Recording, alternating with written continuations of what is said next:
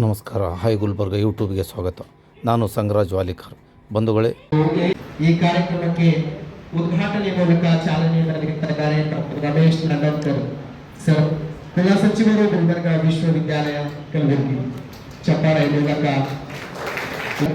ತಮ್ಮೆಲ್ಲರನ್ನ ನಾನು ವಿನಂತಿಸಿಕೊಳ್ಳುತ್ತೇನೆ.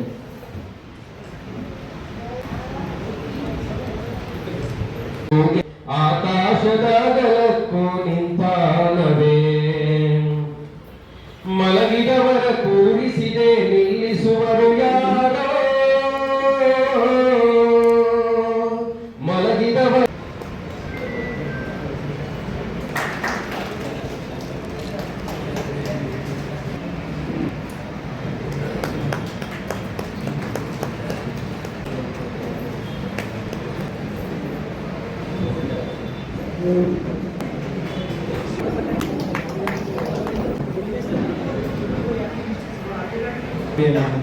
ಫುಲೆ ಮತ್ತು ಫಾತಿಮಾ ಶೇಖ್ ಅವರ ಜನ್ಮದಿನವನ್ನು ಜೊತೆಯಾಗಿ ಆಚರಣೆ ಮಾಡ್ತಾ ಇರುವುದಕ್ಕಾಗಿ ಧನ್ಯವಾದಗಳು. ಇನ್ನೊಂದು ಫುಲೆ ರತ್ನ ಪ್ರಶಸ್ತಿ ಕೊಡುತ್ತಿದ್ದ ಕಾರ್ಯಕ್ರಮಕ್ಕಾಗಿ ಧನ್ಯವಾದಗಳು. ನನ್ನೊಂದು ಸಲಹೆ ಏನಂದರೆ, ಫುಲೆ ರತ್ನ ಜೊತೆಗೆ ಫಾತಿಮಾ ಶೇಖ್ ರತ್ನ ಪ್ರಶಸ್ತಿ ಕೂಡ ಮುಂದಿನ ದಿನಗಳಲ್ಲಿ ಕೊಡ್ಲಿ ಅವರು ಅಂತೇಳಿ ನನ್ನ ಆತ್ಮೀಯರೇ, ಮುಂಚೆನೆ ಇರ್ತಕ್ಕಂಥ ಸನ್ನಿವೇಶಗಳು ನಾವು ಯಾರಲ್ಲಿ ಸಾಮಾಜಿಕವಾಗಿ ನಡೆದಾಡಲಿಕ್ಕೆ ಅವಕಾಶ ಇರಲಿಲ್ಲೋ, ನಡಿಬೇಕಾದ್ರೆ ಹಿಂದೆ ಮುಳ್ಳು ಗಂಟಿ ಕಟ್ಕೊಂಡು ನಡಿಬೇಕು, ಹೆಜ್ಜೆ ಗುರುತು ಕಾಣುವ ಶಿಕ್ಷಣ ಇತ್ತು. ಆ ಶಿಕ್ಷಣ ಏನಾದರೂ ಕೇಳಿಸ್ಕೊತಾ ಇದ್ರೆ, ಹೋಗುವಾಗ ಕಿವಿಯಾಗಿ ಬಿಟ್ರೆ ಕಾದ ಸೀಸವನ್ನ ಕಿವಿಯಲ್ಲಿ ಹಾಕುವಂತಹ ಸಮಾಜದಲ್ಲಿ ನಾವು ಇದ್ದೀವಿ.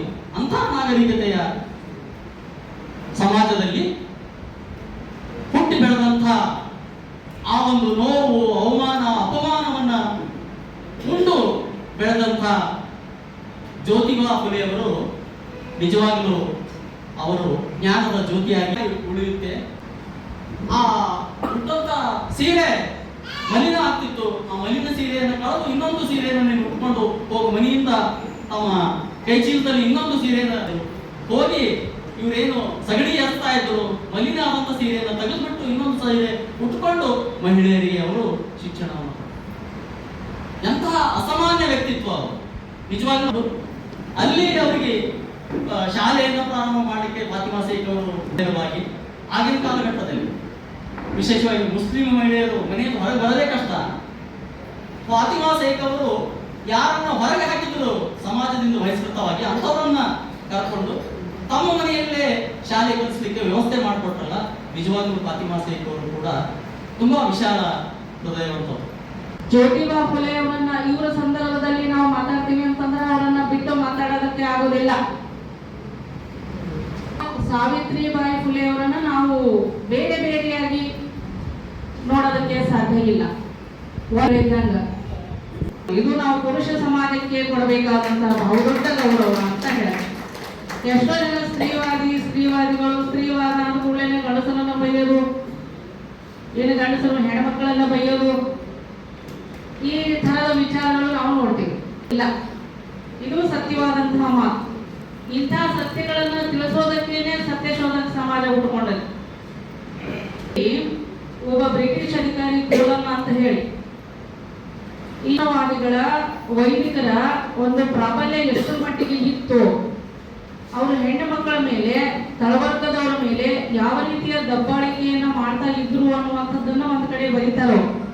ಬ್ರಿಟಿಷ್ ಅಧಿಕಾರಿ ಬೇರೆ ಜಾತಿ ಬೇರೆ ಧರ್ಮದವ್ರಿಗೆ ಬಿಟ್ರೆ ಅವರ ಒಂದು ಜಾತಿಯ ಹೆಣ್ಣು ಮಕ್ಕಳನ್ನೇ ಅಷ್ಟರ ಮಟ್ಟಿಗೆ ಅವರು ಶೋಷಣೆ ಮಾಡ್ಬೇಕಾದ್ರೆ ಅವರು ಎಷ್ಟು ಮಟ್ಟಿಗೆ ಅವರ ಮನಸ್ಸು ವಿಕೃತವಾಗಿರಬೇಕು ಅನ್ನುವಂಥದ್ದು ಊಹೆ ಮಾಡಬಹುದು. ನಾವು ಸತಿ ಸಹಗಮನ ಪದ್ಧತಿ ಅವರು ಕಣ್ಣಾರೆ ಕಂಡು ಗಾಬರಿಯಾಗಿ ಅದನ್ನು ಬರೆದಿಟ್ಟಿದ್ದಾರೆ. ಕೋಲನ್ ಅನ್ನುವಂತ ಅಧಿಕಾರಿಗಳು ಯಾವ ರೀತಿ ಅರೇಂಜ್ ಮಾಡ್ತಾ ಇದ್ರು ಸತಿ ಸಹಗಮನ ಅನ್ನುವಂತ ಒಂದು ಇವೆಂಟ್ ಅಂದ್ರೆ, ಗಂಡ ಸತ್ತನಲ್ಲಿ ಬೆಂಕಿ ಹಚ್ಚೋದು, ಆ ಹೆಣ್ಮಕ್ಳಿಗೆ ಸಾಯ್ಲಿಕ್ಕೆ ಇಷ್ಟ ಇಲ್ಲ. ಯಾರಿಗೆ ಇಷ್ಟ ಇರ್ತದ್ರಿ? ಯಾರಿಗೂ ಇಷ್ಟ ಇರಂಗಿಲ್ಲ. ಆದ್ರೂ ಧರ್ಮದ ಹೆಸರಿನಲ್ಲಿ ಎಷ್ಟು ಮಟ್ಟಿಗೆ ಹಿಂಸೆ ಮಾಡೋರಂದ್ರ, ಆ ಹೆಣ್ಣು ಮಗಳು ಹೆಂಡತಿ ಓಡ್ ಹೋಗ್ಬೇಕಂತ ಹೇಳಿ ಅತ್ತಿತ್ತ ಓಡ್ ಹೋಗ್ಬೇಕಂತ ಹೇಳಿ ಓಡ್ ಹೋಗ್ತಾ ಇದ್ರು ನಾಲ್ಕು ಕಡೆಗಳಿಂದ ಕೊಡೋ ಹಿಡ್ಕೊಂಡು ಆಕಿ ಎಲ್ಲಿ ಓಡಿ ಹೋಗ್ಲಾರ್ದಂಗ ಆಕಿ ಹಿಡ್ಕೊಂಡು ಒಯ್ದು ಫೋರ್ಸೆಬಲಿ ಬೆಂಕಿಯಾಗಿ ಒಗಿತಿದ್ರಂತ ನೋಡ್ರಿ. ಆಕಿ ಮತ್ತೆ ಯಾವ ತಮ್ಮ ಜಾತಿ ಹೆಣ್ಮಗಳ, ತಮ್ಮ ಕೋಮಿನವಳೆ, ತಮ್ಮದಲ್ಲಿ ಹಿಂಸೆ ಮಾಡ್ಬೇಕಾದ್ರೆ ಮತ್ತೆ ಉಳಿದವ್ರ ಮೇಲೆ ಹಿಂಸೆ ಮಾಡೋದು. 19 ಜನವರಿ ಹುಟ್ಟಿದ್ದು. ಅವ್ರ ತಂದೆ ಹೆಸರು ನೇವಸೆ ಪಾಟೀಲ್ ಲಕ್ಷ್ಮೀ ಪಾಟೀಲ್ ಅಂತ ತಾಯಿ.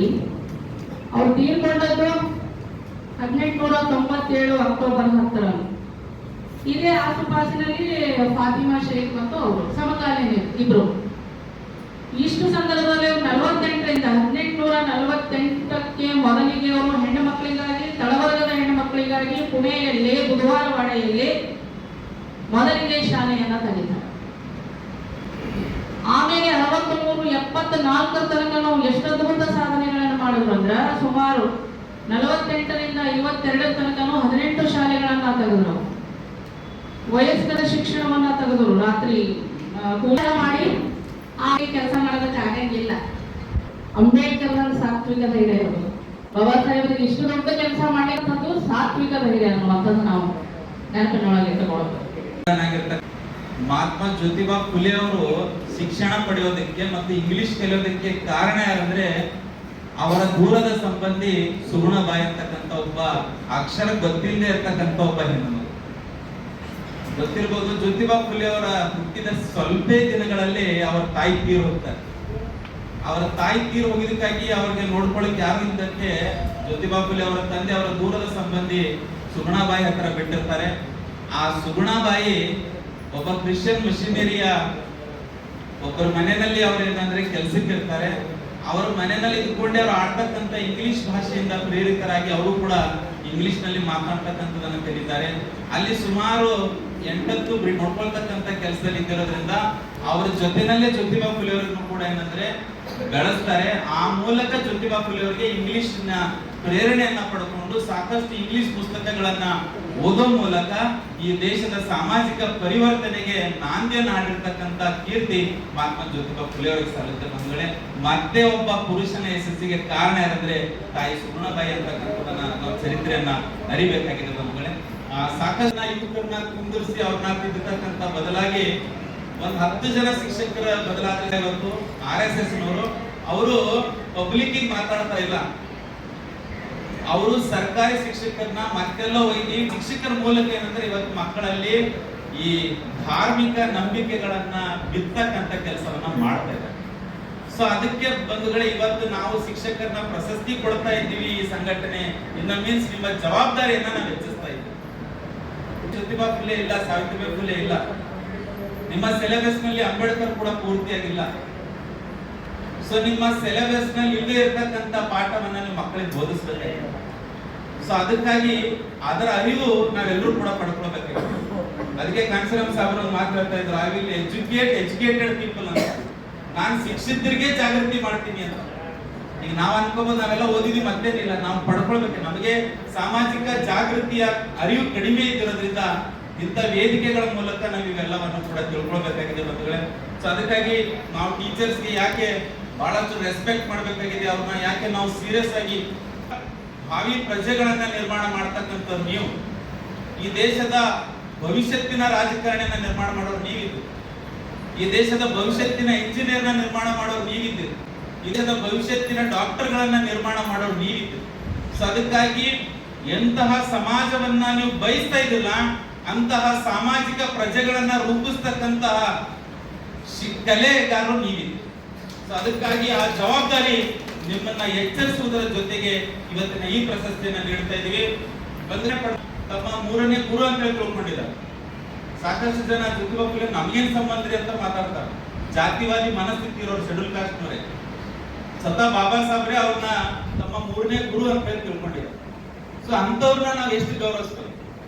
ಬಾಬಾ ಸಾಹೇಬ್ರನ್ನ ಸೊ ಬಾಬಾ ಸಾಹೇಬ್ರೆ ಅವ್ರನ್ನ ಗುರುವಾಗಿ ಮಾಡ್ಕೊಂಡಿದ್ದಾರೆ ಅಂದ್ರೆ ಅವ್ರನ್ನ ನಾವೆಷ್ಟು ಗೌರವಿಸ್ಬೇಕು. ಸೊ ಆ ನಿಟ್ಟಿನಲ್ಲಿ ಫುಲೆ ದಂಪತಿಗಳು ನಮ್ಗೆ ಆಗ್ಬೇಕಾಗಿದೆ. ಫಾತಿಮಾ ಶೇಖ್ ಅವರು ಕೂಡ ಅವರಿಗೆ ಹೆಗಲು ಕೊಟ್ಟು ಕೆಲಸ ಮಾಡಿದ್ದಾರೆ. ಅಷ್ಟೇ ಅಲ್ಲ, ಒಬ್ಬ ಮುಸ್ಲಿಮರು ಏನಂದ್ರೆ ಅವರಿಗೆ ಸ್ವಂತ ಮನೆಯನ್ನ ಬಿಟ್ಕೊಟ್ಟಿದ್ದಾರೆ ಶಾಲೆ ನಡೆಸೋದಕ್ಕಾಗಿ. ಸೊ ಅವರಿಗೆ ಒಬ್ಬ ಮಹಿಳೆ ಜಿಲ್ಲಾಧಿಕಾರಿಯಾಗಿ ಒಂದು ಆಫೀಸ್ನಲ್ಲಿ ಕೆಲಸ ಮಾಡುವಂತ ಸಂದರ್ಭದಲ್ಲಿ ಅವರಿಗೆ ಒಂದು ವಾಶ್ರೂಮ್ ವ್ಯವಸ್ಥೆ ಇರಲಿಲ್ಲ.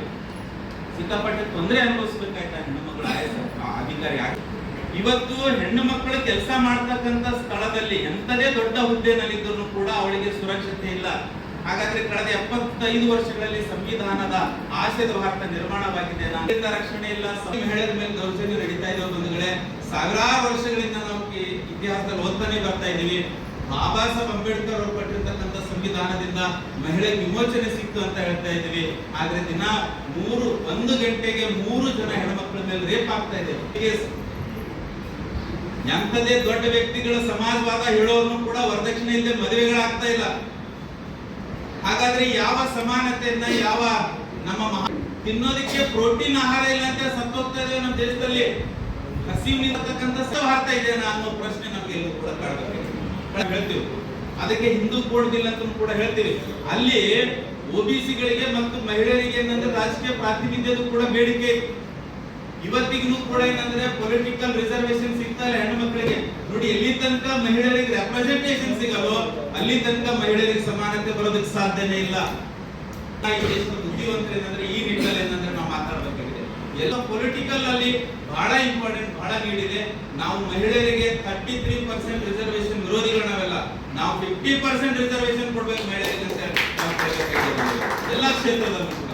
ಸೊ ಅದ್ರ ಜೊತೆಗೆ ಇತ್ತೀಚೆಗೆ ಯಾವ್ದಾವ್ದೋ ಮೆಸೇಜ್ಗಳು, ವಿಡಿಯೋಗಳು ಏನಂದ್ರೆ ಸೇವ್ ಇಟ್ಕೊಂಡು ಹೆಣ್ಣು ಮಕ್ಕಳನ್ನ ಬ್ಲಾಕ್ ಮೇಲ್ ಮಾಡ್ತಕ್ಕಂಥದ್ದು ನಾವು ನೋಡ್ತಾ ಇದೀವಿ. ಇಂಥ ಎಲ್ಲ ಅಂಶಗಳನ್ನ ಇವತ್ತಿನ ನಮ್ಮ ಟೀಚರ್ ಸನಾತನ ಧರ್ಮ ಯಾವುದು ಈ ದೇಶದಲ್ಲಿ ಅಂತ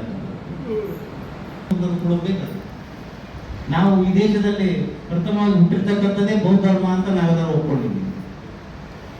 ನಾವು ಇದರಲ್ಲಿಯೂ ಕೂಡ ಗೊಂದಲ ಹುಟ್ಟಿಸ್ತಕ್ಕಂಥ ವಾತಾವರಣ ಈ ದೇಶದಲ್ಲಿ. ಅಂಬೇಡ್ಕರ್ ಅವರ ಅನೇಕ ವಿಚಾರಗಳ ಸಂದರ್ಭದಲ್ಲಿ ನಾವು ಮಾತಾಡ್ಬೇಕಾಗ್ತದೆ. ಏನ್ ಮಾತಾಡ್ಬೇಕಾಗ್ತದ? ಸಂವಿಧಾನದ ಮೇಲೆ ಇವರು ಕಣ್ಣು, ಪ್ರಜಾಪ್ರಭುತ್ವನೇ ಇರಬಾರ್ದಂತಕ್ಕಂಥದ್ದು ಇವರು ವಿಚಾರ ಈ ದೇಶದಲ್ಲಿ ನಡೀತಕ್ಕಂಥ ಸಂದರ್ಭ. ಅಂಬೇಡ್ಕರ್ ಅಂದ್ರೆ ನೀವು ಸ್ವರ್ಗ ಸಿಕ್ಕಿದ್ದು ದೇವರ ಹೆಸರು ಹೇಳೋರು ಅಂತಕ್ಕಂಥದ್ದು. ನಾವು ಬಹಳ ಜನ ಪ್ರಶ್ನೆ ಮಾಡಿದ್ವಿ, ಬಹಳ ಜನ ಅದ್ರ ಬಗ್ಗೆ ಅಲ್ಲೋಲಕಲ್ಲ ಆಗತಕ್ಕಂಥ ಹೋರಾಟಗಳು ಕೂಡ ಮುಸಲ್ಮಾನರು, ಈ ದೇಶದಲ್ಲಿ ಇರ್ತಕ್ಕಂಥ ಹಿಂದುಳಿದವರು ಈ ಸಂವಿಧಾನಕ್ಕಂತ ಮಾತಾಡಲಿಕ್ಕೆ ಎಷ್ಟು ತಯಾರಾಗಿರತಕ್ಕಂಥದ್ದು ಕೂಡ ಈ ಸಂದರ್ಭದಲ್ಲಿ ನಾವು ಮಾತಾಡೋದು. ಯಾಕೆ ವಿರೋಧ ಮಾಡಕತ್ತಿಲ್ಲ ಅಷ್ಟು ಬಲವಾಗಿರ್ತಕ್ಕಂಥದ್ದು? ಯಾಕಂದ್ರೆ ದೇಶಕ್ಕೆ ಸ್ವತಂತ್ರ ರಾಮಗೂ ಅದಕ್ಕೆ ಏನ್ ಸಂಬಂಧ? ರಾಮ ಕಾಲ್ಪನಿಕವಾಗಿ ಅಂತ ಹೇಳ್ತೀವಿ ನಾವು. ಆದ್ರೆ ಅಮಿತ್ ಶಾ ಹೇಳಿರ್ತಕ್ಕಂಥದ್ದು, ನೀವು ದೇವರು ನಾವು ಸಾವಿರಾರು ವರ್ಷಗಳಿಂದ ದೇವರು ಅನ್ಕೊಂತಾನೆ ಬಂದೀವಿ, ಯಾಕೆ ಅಲ್ಲಿವರೆಗೂ ನಾವು ಸ್ವರ್ಗ ಸಿಗ್ಲಿಲ್ಲ? ಈಗ ಅನೇಕ ಪ್ರಶ್ನೆಗಳು ಈ ದೇಶದ ಮುಂದವ. ಈಗ ಅವರು ಇಲ್ಲಿವರೆಗೇನೆ ಅವ್ರು 1 ವರ್ಷದಲ್ಲಿ ಮಾಡ್ತಾರೆ. ಸಂವಿಧಾನ ಬದಲಾವಣೆ ಮಾಡೋದ್ರಿಂದ ನಮಗೇನು ಹಾನಿ ಇಲ್ಲ. ಸಂವಿಧಾನ ಬದಲಾವಣೆ ಮಾಡೋದ್ರಿಂದ ಈ ದೇಶಕ್ಕೆ ಹಾನಿ ಇದೆ. ಅದು ಅವ್ರ ಅರ್ಥ ಆಗತ್ತಿಲ್ಲ. ಅವರು ಆ ಶಬ್ದ ಯಾಕೆ ಬಳಸ್ತಾರ ಅಂತಂದ್ರ, ಆ ಸಂವಿಧಾನವನ್ನ ಬಾಬಾ ಸಾಹೇಬ್ ಅಂಬೇಡ್ಕರ್ ಅವರು ಒಬ್ಬ ಅಸ್ಪೃಶ್ಯ ಬರ್ತಾರ ಅನ್ನೋ ಕಾರಣಕ್ಕಾಗಿ ಆ ಸಂವಿಧಾನವನ್ನ ಬದಲಾವಣೆ ಮಾಡಬೇಕು ಅಂತಕ್ಕಂಥದ್ದು ಅವರ ಅಭಿಲಾಷಣೆ ಹೊರತು ಸಂವಿಧಾನ ಇಲ್ಲ ಅಂತಂದ್ರೆ ಅವರೂ ಬದುಕಲ್ಲ ಅಂತಕ್ಕಂಥದ್ದು ಅವ್ರಿಗೆ ಗ್ಯಾರಂಟಿ ಇದೆ.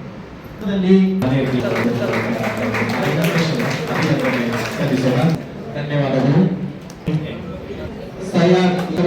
ಶ್ರೀ ನಾಗೇಂದ್ರಪ್ಪ ಶರ್ಮಾ ಶಿಕ್ಷಕರು. ಈ ಸೈಲಾನ್ ಇನಾಮ್ದಾರ್ ಶ್ರೀ ನಾಗೇಂದ್ರಪ್ಪ ಶರ್ಮಾ.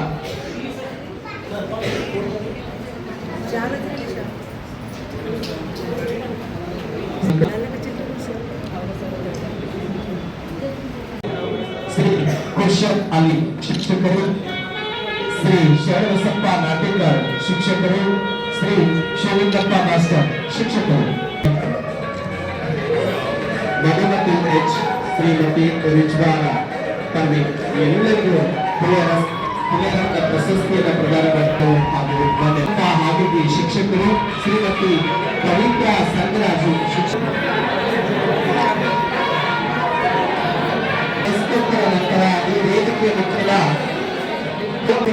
ರಂಜನ್ ಬೇರೆ, ಡಾಕ್ಟರ್ ಅರುಣ್ ಜೋಳದ್ ಗಿರ್ಗಿ, doctor Sudarshan Mahatkar, doctor Kalavasappa Murge, doctor Siddharth Shri Santosh Sarali, Shri Santosh PT.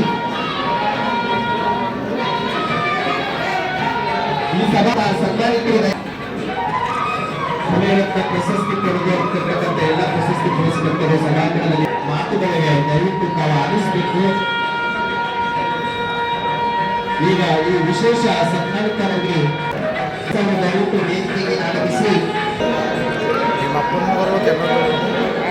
ಪ್ರಬುದ್ಧ ಡೆವಲಪ್ಮೆಂಟ್ ಫೌಂಡೇಶನ್ ವತಿಯಿಂದ ಸನ್ಮಾನವನ್ನು ವಿಶೇಷ ಸನ್ಮಾನವನ್ನು ಸ್ವೀಕರಿಸಿಕೊಂಡಿರ್ತಕ್ಕಂಥ ಎಲ್ಲ ಸನ್ಮಾನಿತರಿಗೂ ಇದು ವೇದಿಕೆ ಮಧ್ಯದ ಅನಂತ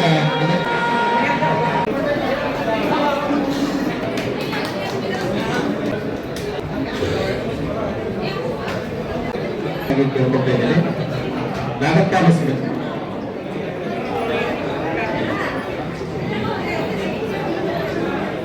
ವೇದಿಕೆಗೆ ಆಗಮಿಸಬೇಕು ಕೇಳ್ಕೊತಾ ಇದ್ದೇನೆ.